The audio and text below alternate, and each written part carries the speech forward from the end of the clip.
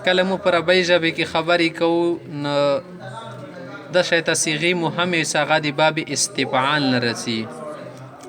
نو ثلاثي مزیدو کې مو سره دویم نمبر باب څه ده چې هغه با حمزه وصل وي هغه ته ویل شي استفعال. استفعال دویم نمبر باب د سره ولې کوي حمزه سین زیر اس تا زیر تی تا پا زیر تف عین الف زبر ع لام د پشلون استفعال.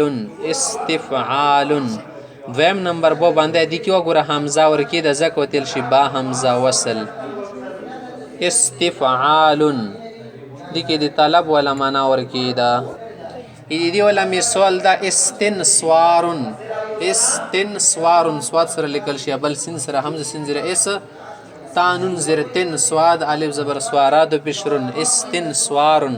استنصوار معنا مدد طلب کول. کایو سړی ز مدد طلب کوم بیا ویس استنصرو ز مدد غوڼه کبه هغه سړی د مدد غوړي استنصرو هغه دوا کسونی غوړي استنصران هغه درې کسون مدد غوړي اډیر استنصرونه زد مدد غوړه استنصرو مټول مدد غوړو نستنصرو د شیتل شي که اسم فاعلونه جوړای به څنګه جوړای مستنصرون انا مستنصرون ز مدد غختون کایا. الاستفسار حمزه سین زیر استا فازر تفسین الف زبر سارا پشرو الاستفسار.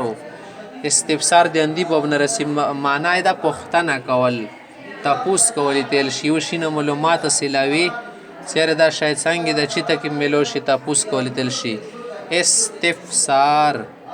حمزه په سین والے کې بیا تی په صفا والے کې بیا دوباره سین تی الف والے کې بیا را استفسار. استفسار معنی پوښتنه تپوس کول تل شي استفسار.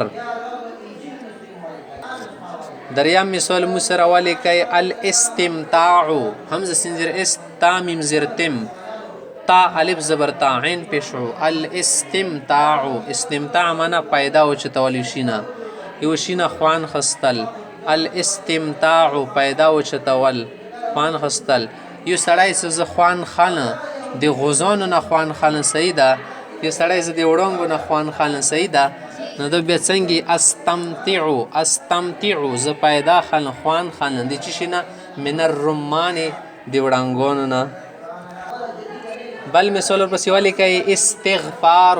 الاستغفار مپی غختل حمزه سین زیر استا غین زیر تغ الف زبر پارا پشتو الاستغفار مپی غختل بخشش طلب کرنا بخشش چاہنا معافی چاہنا مغفرت طلب کرنا مپی غختل الله نه ځون مف کول. استغفر الله خدای زتونه مپی غوړه نستغفر الله خدای مود نه مپی غوړو یستغفر الله هغه سره د الله نه مپی غوړي د شته گردان وکای. بل مثال پسې والی کوي الاستحواذ حمزه سین زیر اس تا حاضر ته پستا هی دور کې واو الف زبر وا ذال پښزو د زینه د ذال پښزو. استحواذ معنا د پيوشي بني غالب کېدل یو شای سره لون دی کې ماغه تل شي الاستحواذ غالب کېدل.